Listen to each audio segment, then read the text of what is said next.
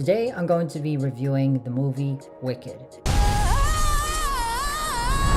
Ever since I was told about the release of Wicked and how popular the musical was on Broadway, I decided, let's watch it. I've heard a lot about this musical since my cousin. She introduced this musical to me years ago and I listened to one of the songs, and that was Defying Gravity. Also, I've been a fan of musicals since the Rodgers and Hammerstein's collection. If you guys love The Wizard of Oz, let's be friends. This film is most important. The story tells us about the Wicked Witch of the West and how she became to be, and it tells how she was best friends with Glinda, the Witch of the North. This is the second kind of backstory that we needed, since we wanted to learn about Luke Skywalker and how his father became Darth Vader.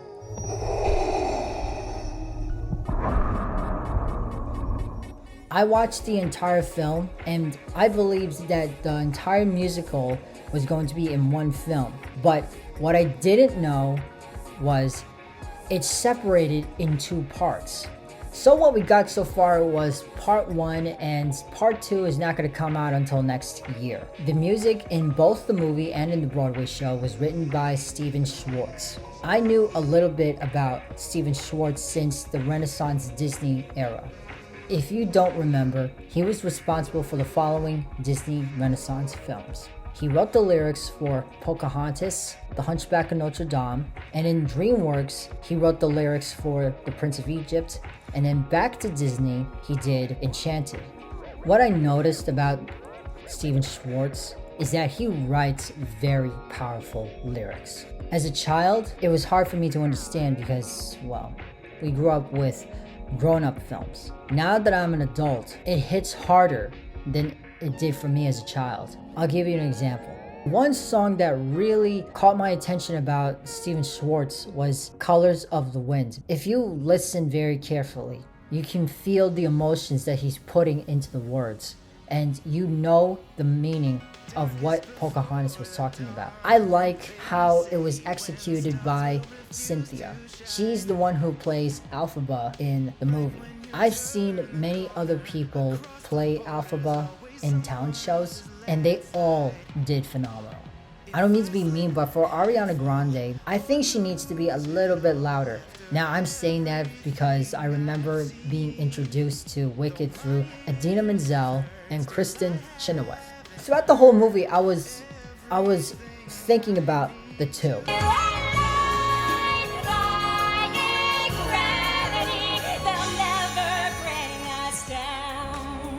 That's all I kept thinking about. She was not singing loud enough.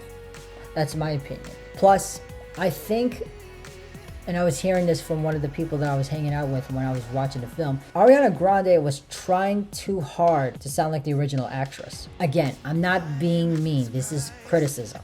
I'm going to bring another musical as an example. It's almost like Michael Crawford when he presented Phantom.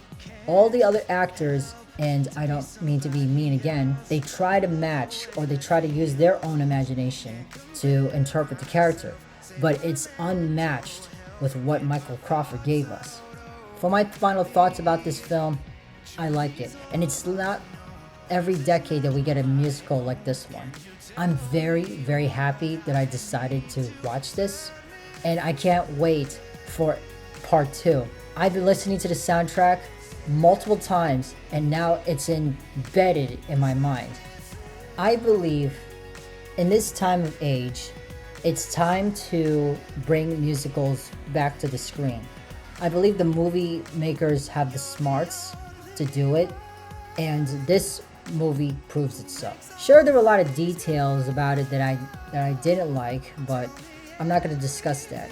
What I want to happen is this. If they do another musical, I want it to be that big. It has to be as big as Wicked. Not to mention, we had cameo appearances by Idina Menzel and Kristen Chenoweth. It's not like every day that you get. Also, we don't get any musicals with the appearances of the original cast. For instance, Yul Brynner in The King and I. He was able to act the part in both the Broadway show and on screen. How about Richard Harris as King Arthur in Camelot?